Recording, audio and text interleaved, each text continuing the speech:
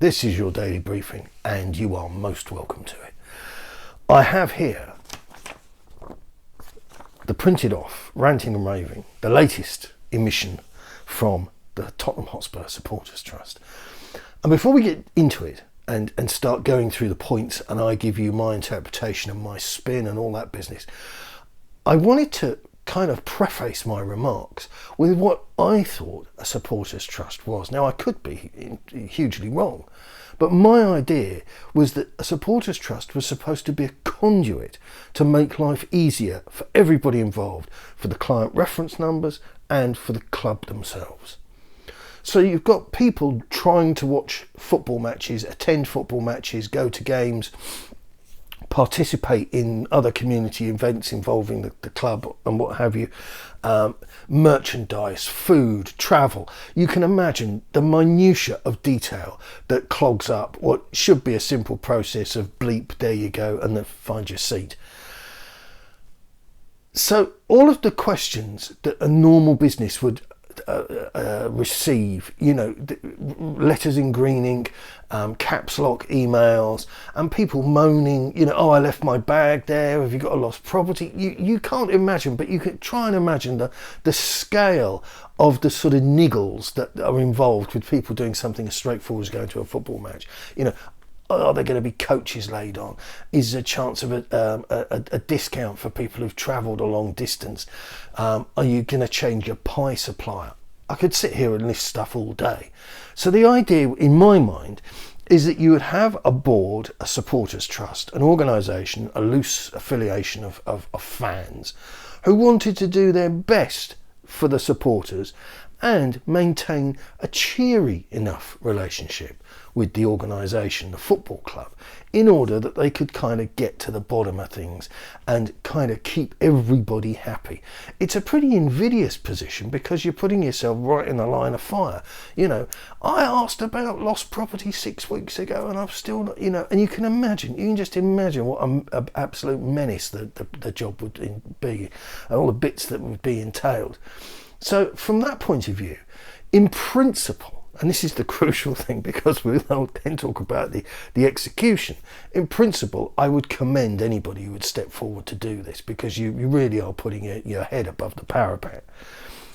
But what we have here, and what we've had from the Supporters Trust for the last few years, really, once they cottoned on, I think, that they were just being soft-soaped by the club and the club didn't really take them very seriously. So they kind of removed themselves, they realigned their position and they've come across as a bit more sparky, a bit more feisty, a bit more moxie about them. And I'm not sure that it serves them well because this to me this departs from what their true aims and ambitions should be. And also, if you're getting yourself involved in such depth of strategic matters with the business, are you really paying attention to people who want to see something else on the menu? Or are you really paying attention to people that are like wondering about, is there going to be a train or a coach laid on or something? I think that these are the way I look at these questions, these issues, these areas that they've gone down to get answers on. I think these are much bigger, broad brush stuff. And I have to say, I'm going to say it again, it's a private business. So if you go into, say, a branch of Next or Marks and Spencer's, and you're having a little peruse and all the rest of it, and you think to yourself, this is the 5th thing that's fallen off a coat hanger while I've just been here. I'm not doing anything peculiar. These coat hangers, they're just poorly designed. The garments. Now, you can email the owners of the department store. You can go and speak to a supervisor or somebody, if you can find one these days, or go and speak to a manager or whatever. But the reality is, it's their ball, and if they want to change the ball or take it home and not let you play with it, they can even ask you to leave because you're on private property. You don't have a God-given right to interfere with their business and their business procedures and their business model. And this is what we have here. It's interference. Now, their heart might be in the right place, or at least they think it is, but so what? Anyway, let's get to it. Let's get through it, because there's plenty to get through. And I'll try and just pull the best bits, because I think most of the answers to these questions that they raise are going to be pretty short. On 27th of September, we invited the executive board of Tottenham Hotspur Football Club to meet with the board of Tottenham Hotspur Supporters Trust to discuss some of the strategic questions Trust members and other fans have been asking for some time. The request was not made at the back of a few bad results, but after 2 years of questionable decision making and apparent drift. That, I'm afraid, is opinion. That, I'm afraid, is based upon a snapshot, and is it an operational question? Let's see how they go on. The club board declined to meet with the trust board. Let's just pause there. The reason they declined to meet with you is because you publicly shared the news that you had privately communicated with the board and told them that you expected resignations. You expected them to have a massive, bloody great rethink about the way they were carrying themselves in the parameters of their own business. And you also told them that you wanted to absolutely shake the snow globe and wanted to insert yourselves and competition winners, we've covered all this, I know, into the board and another board to be constructed. So you didn't get turned down because they were just being cute with you, or they, for whatever other reason. There were a very specific set of reasons that they decided. So this is why I bored you with the business of the coat hangers when you're in Next and the stuff falling. Just because you didn't like the coat hangers, if you go to the person in the store and you start acting like Mouth Almighty, there's a very good chance they're not going to take you seriously at all. Because it's like trying to turn around an oil tanker. We're gonna revisit who we buy our coat hangers from. They've probably got like 10 million of them across the country. So if you're going to speak to somebody in a private business about a major change or any major changes, you need to conduct yourself in an appropriate manner. And you didn't. And this is why you got cut off. So you can't wander around saying, oh, they won't talk to us, they're not very nice. What it does mean, questions no longer relevant, blah, blah. What it does mean is we now have to ask in public. And you'll recall there was an instance where the club chastised them and told them not to produce everything they sent to the club into the public domain. Again, you conduct yourself in an appropriate manner, and they failed to do so. So now they're reverting to type. And bear in mind, I have no time for Enig, and no time for Levy or Cullen or any of them. But even I, even an ally of the people who would like to see the back of Enig, can spot how poorly these people have conducted themselves. We asked the club to clarify its strategy when it went 2 consecutive transfer windows without signing a player, when Mauricio Pochettino was sacked, and we ask again now. Fans of this club deserve to hear the answers to these questions. Well, I hate to break it to you, but that's none of your bloody business. And that's the polite version. That's the really polite version. You said at the beginning, oh, this isn't on the back of a few bad results. Pochettino undoubtedly wasn't properly sufficiently backed by Enig. We understand that. But how the football club is being run isn't kind of your business. Yes, they didn't buy many players for 500 days. We know that, which again is a disaster, and they will know themselves it was a disaster. They're reaping the benefits of that stupidity still to this day. And Poch was sacked, but Poch wasn't. You couldn't keep Poch going. He hadn't won away for a year or something crazy. There is a widespread feeling of a lack of direction at the club. What is your vision for THFC? What are your objectives and how are you measuring progress against those objectives? And where do you want the club to be in 5 years' time on and off the pitch? This 5 years time thing, this is a really cheesy old interview question. It doesn't ever tell you anything. It's speculative and should be dismissed. The objectives are to keep earning as much money as possible to pay off the debt, and they would measure the progress against how the team is performing in terms of broadcasting and other rights and income revenue streams. And the vision for THFC, they've told you at length. I don't agree with this. I wouldn't have demolished White Hart Lane, but they've told you at length. The idea is to pay off the debt and then use the additional income to then service the football club in a sustainable manner, which is to say that you operate within the parameters that are acceptable. You don't spend 150% of your income on players and wages and salary. So all of this is in the public domain, and what you're asking about is none of your business. Does the board think we've gone forwards or backwards in a footballing context over the last 2 years? This is like, asking somebody to taste a bowl of soup and let me know if the soup's nice. Some people will want salt and pepper added. Some people will be happy with it as it comes. It's clear that Tottenham haven't won anything for a long time. I'm talking about trophies. But some people are pretty happy with the way that it's on the graph. A few highs, a few lows. It's show business. A lot of people don't get bent out of shape over this. Can you expand on Daniel Levy's comment about restoring the DNA of the club and provide examples of how that is being achieved? This is a bit like the 5 year, where do you see yourself in 5 years timeline? The DNA line was clearly done to reassure supporters that his heart was in the right place. There is no DNA, and I've said to you on numerous occasions, you only get football fans talking about the West Ham way or the Everton way or whatever when they're losing, and when they're winning they couldn't give a damn.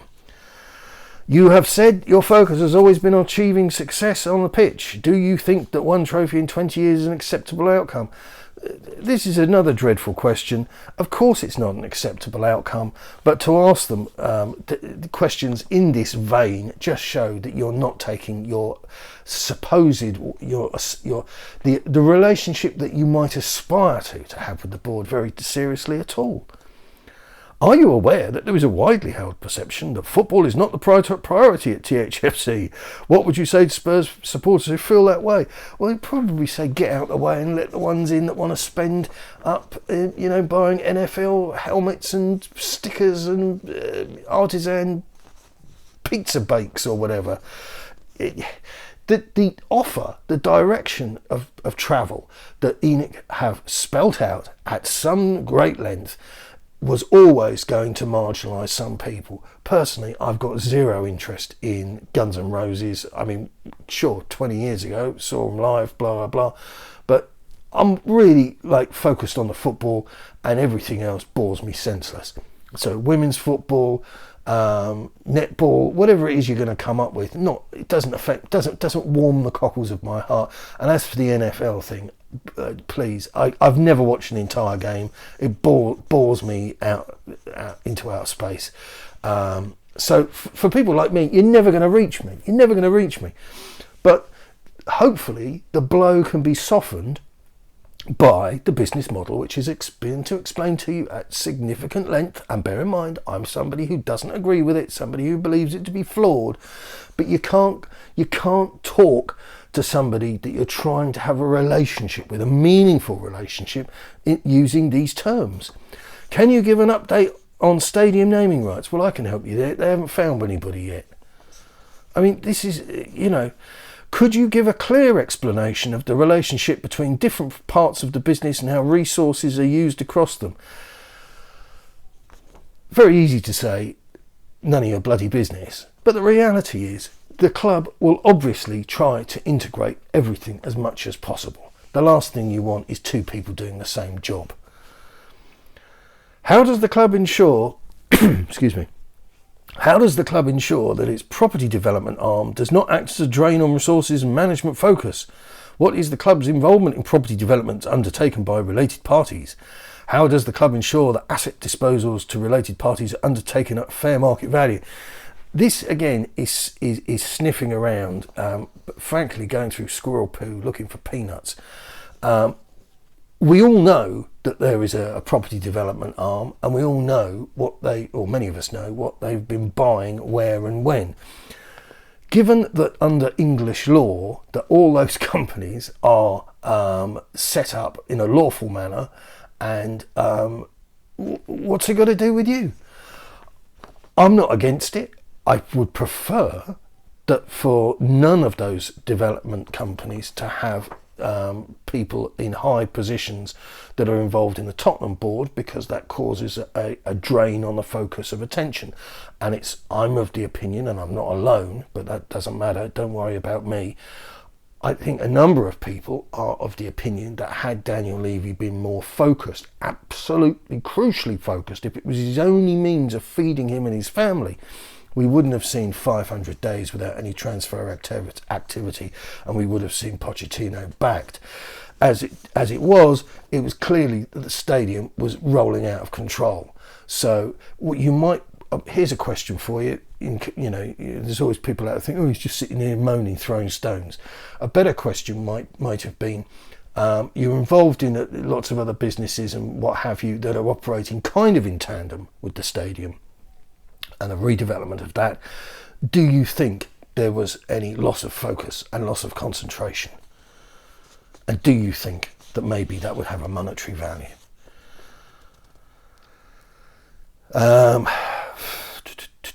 Supporters have made their opposition. Learning to speak would be helpful. Supporters have made their opposition to the proposed European Super League clear. Can you give a guarantee the club won't support any attempt to revive that or any similar project? Well, I would be fascinated to sit down with members of the Supporters Trust. Obviously, I'd want a highly trained SWAT team hand and a window to let fresh air in. But yes, it's none of your business, but also I'd be fascinated to know what you know. What is your understanding of the European Super League? This to me is on the same level of analysis, acute intellectual focus, as Orange Man bad. Don't worry about the fact that he's orange. Don't worry about the fact that he's a misogynist. Don't worry about all the nasty things. Look at what he actually achieved. That's the way of evaluating somebody like Trump. And you have just gone, you've got this sort of derangement syndrome about the European Super League. I don't know. I think there are some obvious negative things, absolutely. But in the cold light of football, the tribal business of football that we're in, the European Super League, I don't think you could speak for more than a minute about it. I think if you were asked to speak on just a minute, for example, without repeating deviation or repetition, I think you would just end up in a ball shouting no like, it smell bad. So again, you're not in the right position to be asking those questions. Have the fines and costs incurred by the club's involvement in the European Super League been paid from the personal finances of owners, directors and or club funds? Again, I could be missing the boat here, but I don't think those fines and everything turned out to be admissible. I've got a feeling everything was overturned in the European courts, but I could be wrong. But either way, it wasn't a vast amount of money. It certainly wasn't the 300 million that some people were talking about. And I would be inclined to say it's a bit like if Daniel Levy gets a parking ticket. Does anybody care if the club, mops that up for him? I don't. Can you elaborate on what happened to your plans for the club advisory panel and the fan director on the board? And as announced in April, we submitted plans for a supervisory board, INEDs and a fan director in a two-tier board structure that would embed football and fans at the heart of the club. Will you discuss those plans and seek an agreed outcome which is supported by fans? Okay, this is the bombshell for you here. Any club advisory panel activity, so whatever comes out from the government or whatever, they will do what they need to do to be compliant.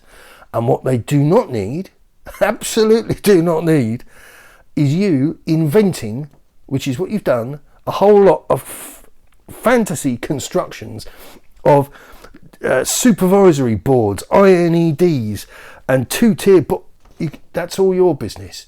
The voices in your head came up with all this stuff. So what you're doing is you're inventing a fairy tale and then rolling it up on a piece of paper and then threatening to beat them over the head with it. If,